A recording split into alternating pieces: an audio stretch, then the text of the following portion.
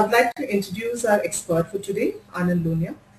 Anand is the Executive Director, Seedfund, one of India's leading active investor funds. Anand has over 15 years experience as an entrepreneur, venture investor, and corporate executive. As ED at Seedfund, he has led investments in tech, internet, education, and retail ventures. Before I hand over the floor to Anand, a quick note to all our attendees. You will all be on mute. You may ask questions by typing in your questions in the panel provided. Our expert will answer the questions after his presentation. Over to you, Anand.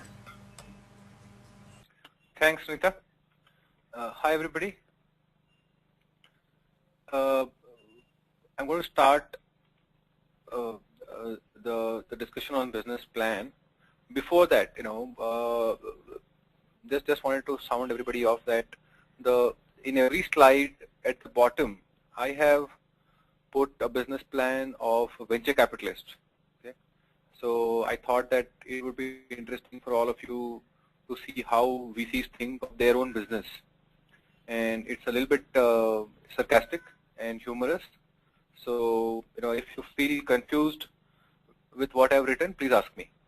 I don't know if I can hear all of you, but I think you can write comments, and as a clue, I'm going to look at chat box for any interruptions or questions. I'm happy to get interrupted and happy to answer questions even in the middle, but otherwise we will do 20 minutes of presentation, and the rest of it will be question and answers. So it's the most important thing about catching somebody's attention in a business plan, or even without the aspect of catching attention. It is important for every entrepreneur to write down what is it that they're trying to solve. There has to be a big problem. I read recently as to how people describe a problem. Is it a very urgent problem? We usually act on things which are urgent but not important. So it is important to see whether the problem is urgent, whether people will pay a lot of money to solve it, whether people are dying because of that problem, people because of that problem. Describe the problem, and in a business plan, try to describe the problem in a way that people can connect to the problem statement. So for example, if you can read the examples about VCs, and I'm sure a lot of entrepreneurs have faced nasty remarks from VCs, and that is actually a problem for VCs and for entrepreneurs. If you think of how do we describe the problem of, let's say, what Apple is solving. The problem they solved is that people have to carry multiple gadgets, including a laptop, a music player, a telephone, and none of them was talking to each other, all the gadgets. It was cumbersome and it was unwieldy, and that is the problem Apple was trying to solve. So that's the first slide. It is important to personalize this problem statement and catch the attention of whoever is reading your business plan. Naturally, after the problem, you can't go on to describe a lot of other things about the market opportunity of the size of the problem because people are impatient. So you talked about the problem. So before you get into how big the problem is, you need to go into the solution. Okay, this is the problem, and this is what we're proposing to do, or this is what we've done already to solve this problem.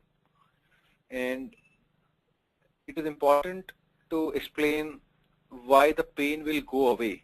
You don't just describe your solution, but say why this solution will eliminate the problem thoroughly. And you can see this fictitious VC business plan where the VC is saying, yeah, we'll evaluate proposals only how good the plan is, and investors will capitalize on the great visions of entrepreneurs, blah, blah, blah. Naturally, that is not enough, and a business plan is only one step to building a great company.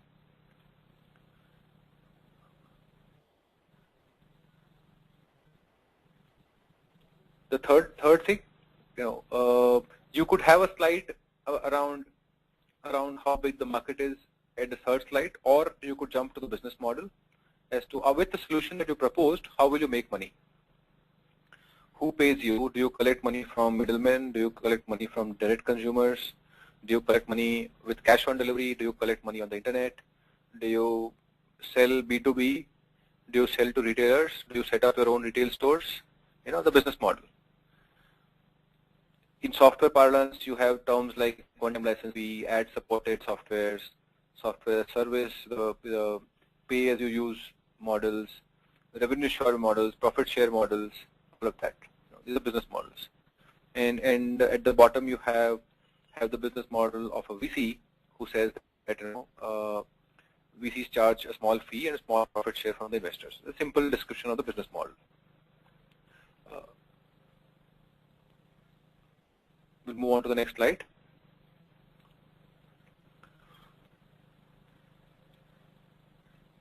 When you have a solution,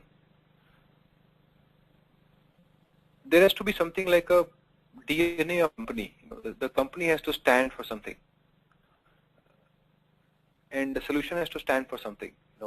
There are ways of solving a problem. Let's say you could solve the problem of that Apple is doing by saying that people should listen to music on the laptop, and you have very light laptops, and you have a headphone attached to a laptop which can double up as a phone, and you have a connected telephone card to a laptop. That is a very roundabout solution to an iPhone, but that's not adequate, right?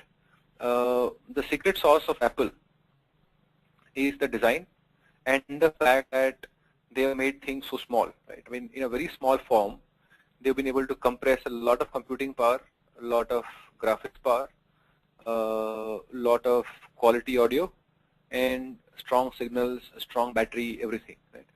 That actually, and that is something which other telephone companies have now started emulating. That is the biggest win. It is not that they had patents on everything that they did in terms of the technology, because technology probably came in years earlier. But Apple's secret is design. How do you assemble lots of huge components into a small, sleek, very, very user-friendly design? And that's the secret sauce. How does it create value for the customer? The solution is not that I want one large bulky device. I want one small, neat pocket device which serves a lot of needs. Again, the example of how a VC would do business. Here the underlying mantra is completely opposite, and saying that the VC is saying, yeah, the returns are important. They're not important. In our business, we will not ask questions to the entrepreneurs. We will make sure that all entrepreneurs are happy. Even if the investors are unhappy, we'll not worry about returns, and we'll make sure that everybody gets a check. That's the underlying mantra, which is why entrepreneurs will love it.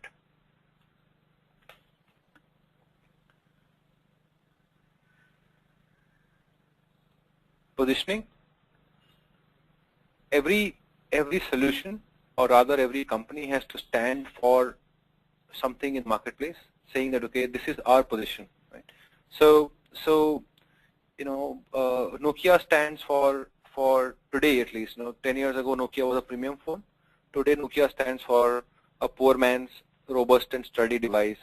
A device which can be, you drop a Nokia phone, it'll still work. A Nokia phone will have a 5-day battery, and the Nokia phone is cheap, user-friendly, easy to buy. You can buy a Nokia phone anywhere.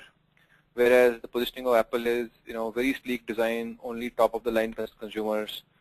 And then there is Android phones, which is saying that I'm a poor man's Apple, okay, or poor man's iPhone. So everybody has a positioning. You need to know the market. It is important that for the positioning slide, you plot or list down all your competitors, people who are serving the same need.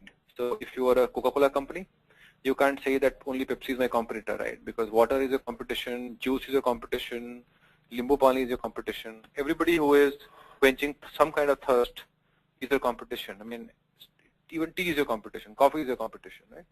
So you need to say, okay, we are positioning ourselves as a cola company. We are positioning ourselves as people in the time of summer, if they want to quench their thirst immediately, suddenly upon impulse, we will have soft drinks in small containers which people can carry around, or people can have in their office, in their house, easy access. Right? A cafe coffee day will say, we are facilitating conversations over a mild drink. So you have positioning. Positioning is about telling your customers how you are different and how you're unique. So again,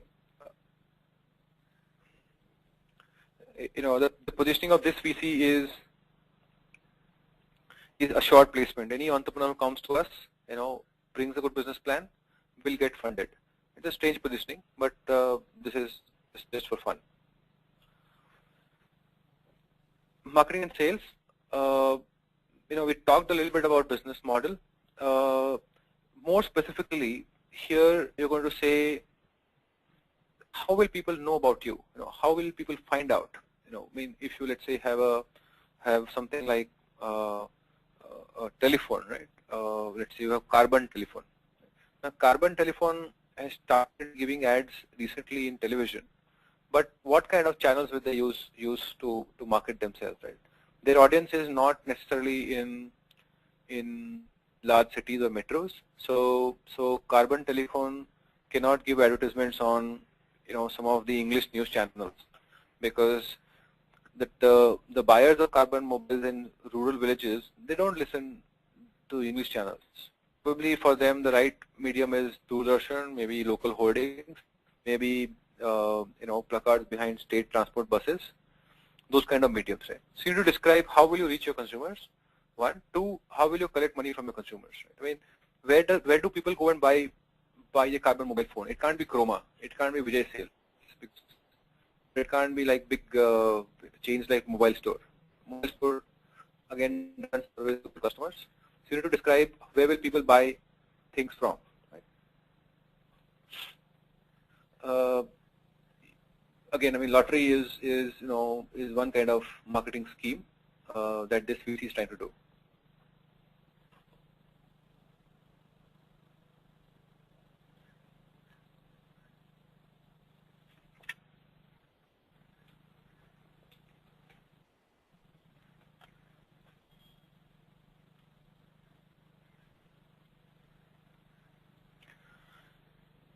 At some point, as different from your positioning, you need to describe your competition.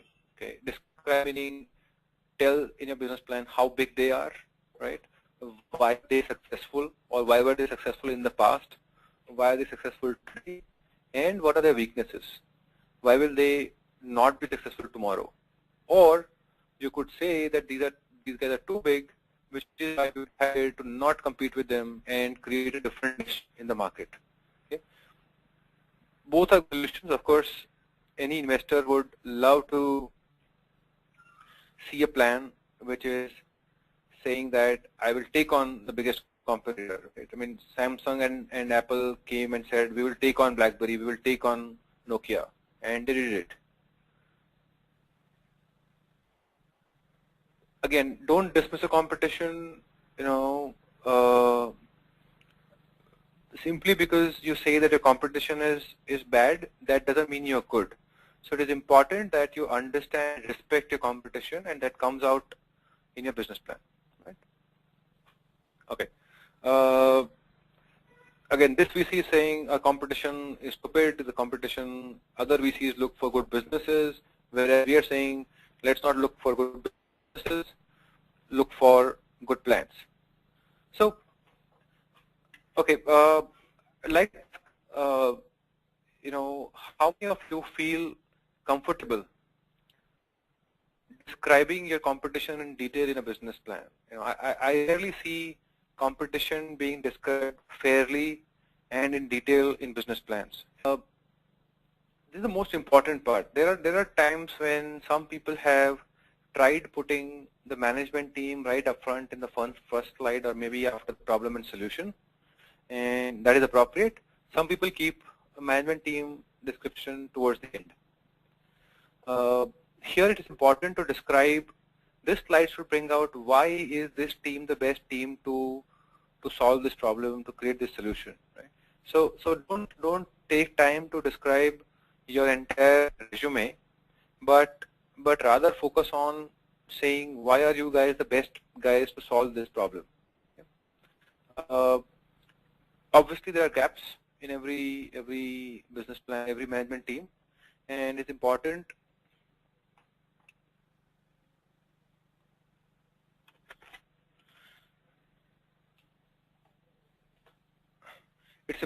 to